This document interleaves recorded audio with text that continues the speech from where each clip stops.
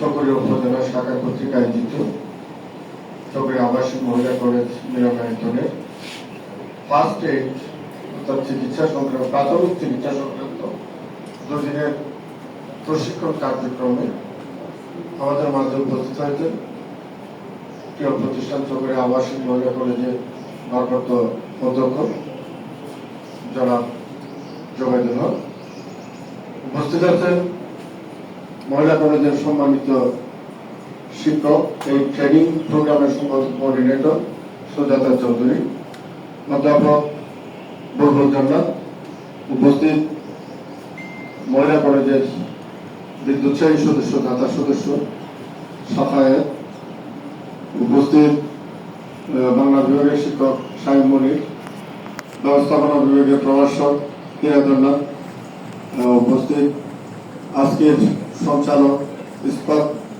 সাহেব, উপস্থিত আমার সাথে এসেছেন মিজান সহ প্রিয় শিক্ষার্থীরা, সকলকে আবারও সালাম জানাচ্ছি। কেমন আছো তোমরা? ভালো আছো? তোমরা সবাই মহিলা কলেজের শিক্ষার্থী? কেমন তুমি বলে বলছি, তুমি করে বলছি, কিছু মনে করবো না, শিক্ষক তো এটা চলে আসে। হ্যাঁ, তো কেমন লাগছে তোমাদের এই প্রশিক্ষণটা? আমার মনে হয় এটা খুবই একটা ভালো কাজ। রেড ক্রিসেন্ট সোসাইটি আন্তর্জাতিক ঐতিহ্যবাহী একটি সেবা সংগঠন, যেটা আগে বলেছেন 1859 সূচনা হয়েছে, 1863-তে জেনেভায় এটার কমিটি হয়েছে। সেই থেকে আজ অবধি সারা বিশ্ব জুড়ে সেবার কার্যক্রমটা অত্যন্ত জোরালোভাবে, চমৎকারভাবে, গুরুত্বের সাথে করে যাচ্ছে। তাহলে যেই সংগঠনটি সারা বিশ্বব্যাপী, যেখানে আর্থমানবতা নির্যাতিত হচ্ছে, নিপীড়িত হচ্ছে, নিষ্পেষিত হচ্ছে, দেশে দেশে যেখানে ঘূর্ণিঝড় হচ্ছে, জলোচ্ছ্বাস হচ্ছে, খরা হচ্ছে, প্রাকৃতিক বিপর্যয়, ভূমিকম্প সহ, সেখানে তার মতো হয়ে আবির্ভূত হচ্ছেন রেড ক্রিসেন্ট সোসাইটি। সেই ধরনের একটি অত্যন্ত গুরুত্বপূর্ণ সংগঠনের আজকের কর্মশালায় তোমরা উপস্থিত হতে পেরেছ, আমি তোমাদেরকে গর্বিত জনদেরই অংশ হিসাবে মনে করি।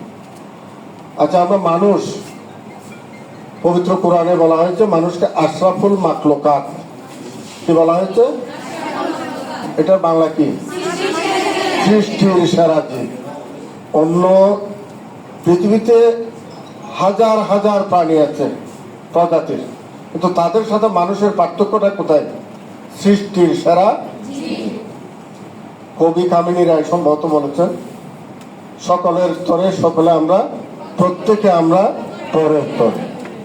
তা আসলে মানুষের জন্মের যেই উদ্দেশ্য, যে লক্ষ্য, পবিত্র কোরআন এবং কবিতা, এ ধরনের বিবিধ ইয়েতে আমরা জানতে পারি মানুষ শুধু পেট নিয়ে জন্মায়নি, পেটের কথা চিন্তা করেই কবরে চলে যাবে।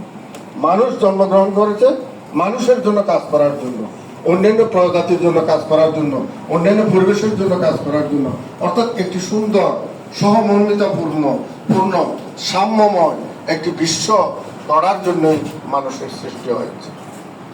তো সেই লক্ষ্যেই সেবামূলক প্রতিষ্ঠান কাজ করে যাচ্ছে। আজকে ফার্স্ট এইড তো তোমরা বুঝো, এবং এই প্রতিষ্ঠানের ইতিহাস সম্পর্কে উনি বলবেন। আমাদের যেহেতু প্রোগ্রাম আছে, আমি কথা বাড়াচ্ছি না, শুধু এইটুকু বলবো, ফার্স্ট এইড এটা অত্যন্ত গুরুত্বপূর্ণ। ফার্স্ট এইড এটা অত্যন্ত গুরুত্বপূর্ণ, প্রাথমিক চিকিৎসা সেবা। কিন্তু আমরা যখন কোনো একটা দুর্ঘটনায় আক্রান্ত হই হঠাৎ করে, কিন্তু আমাদের ডাক্তার মানে রোগীর চেয়ে ডাক্তারের সংখ্যা অনেক বেড়ে যায়, ঠিক কিনা? তুমি কলেজ থেকে যাওয়ার পথে দেখবে কোথায় একটু ফা মস্কে গেছো বা একটু রক্ত ছুটেছে, 10 জন এসে 10 রকম বলবে। কেউ বলবে ডাক্তারখানায় চলে যাও, কেউ বলবে ক্লিনিকে চলে যাও, কেউ বলবে এখানে অমুক পাতার রস আছে সেটা দাও, আবার কেউ বলবে ওখানে রক্ত বন্ধ করার জন্য কিছু বালি দাও, আবার কেউ বলবে যে ওই একটা কাপড় পুরে, এটাকে কি বলে, ছাই দিয়ে কাপড় দিয়ে বাঁধি দাও, আবার কেউ বলবে যে একটু মুখে রক্তগুলো টেনে নাও, বলে না এরকম? হ্যাঁ, একটা সমস্যা হলে ডাক্তার কিন্তু রোগীর চেয়ে বেশি হয়ে যায়, কিন্তু প্রকৃত চিকিৎসাটা হয় না। এই প্রকৃত চিকিৎসাটা কি হতে পারে? প্রাথমিকভাবে জীবন চলার পথে প্রতিটা মুহূর্ত সংকটময়, প্রতিটা মুহূর্ত দুর্ঘটনা দুর্বিপাকে আমরা পড়তে পারি। বাড়িতে যাওয়ার সময় অ্যাক্সিডেন্ট করতে পারি, বাসায় থাকা অবস্থায় দা চুরি কাঁচি কোথাও কাটতে পারি, দৌড়াইতে যাওয়ার সময় পা মস্কে যেতে পারে, আম পাড়তে ওঠার সময়, হ্যাঁ এখন তো আমের সিজন, গাছে অনেকে আম পাড়তে ওঠে, তো ওঠার সময় অ্যাক্সিডেন্ট হতে পারে, তারপরে গাড়িতে হতে পারে, এই ধরনের আগুনে পুড়তে পারে। এই সমস্যাগুলোকে তোমাকে প্রাথমিকভাবে কি চিকিৎসাটা দিলে তোমার উপকৃত হবে, সেই বিষয়টাই সম্ভবত এখানে মুখ্য বিষয়। সেই বিষয় নিয়ে তোমাদেরকে শিক্ষা দেওয়া হবে। এটা নিজের ক্ষেত্রে করবে এবং অন্যদের ক্ষেত্রে প্রয়োগ করবে। এই ধরনের সমস্যা হলে একদম সাহস নিয়ে বলতে হবে। 10 জনে 10 কথা বলবে, ওটা শোনার দরকার নাই। এই চলো তোমাকে ডাক্তারের কাছে নিয়ে যাই, চলো তোমাকে ডাক্তারের কাছে নিয়ে যাই।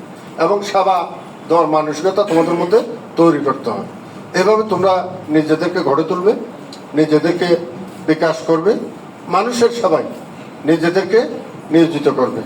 মানুষের সেবায় যেজন নিয়োজিত থাকে তার কোনো ধরনের শ্রম ব্যর্থ হয় না।